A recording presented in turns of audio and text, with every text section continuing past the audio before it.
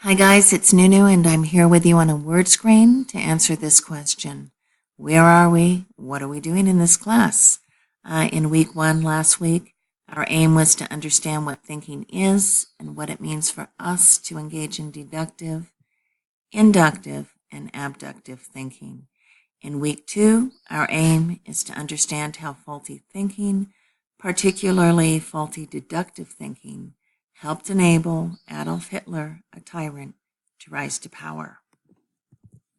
We will use a real-life scenario to help us to understand what happens when people do not think critically.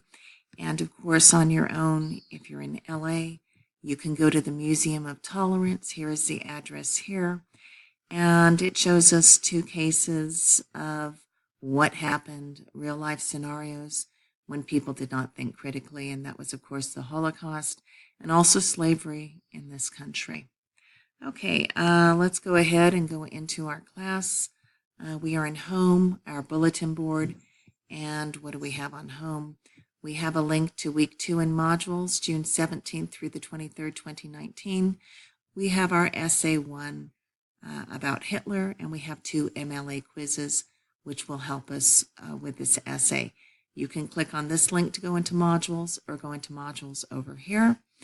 And of course, here in home on our bulletin board, I have an image of Auschwitz. When I think of Hitler, I think immediately of Auschwitz. I have a kind of knee-jerk reaction to Auschwitz.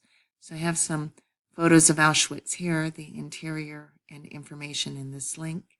And of course, this image here shows Auschwitz after the fact, after the people who were murdered here. And Auschwitz has been destroyed in part, but left as a memorial in Poland for people to visit. Okay, if you have any questions or concerns, I'm here in the inbox. Don't hesitate to contact me. All right, let's have a good week.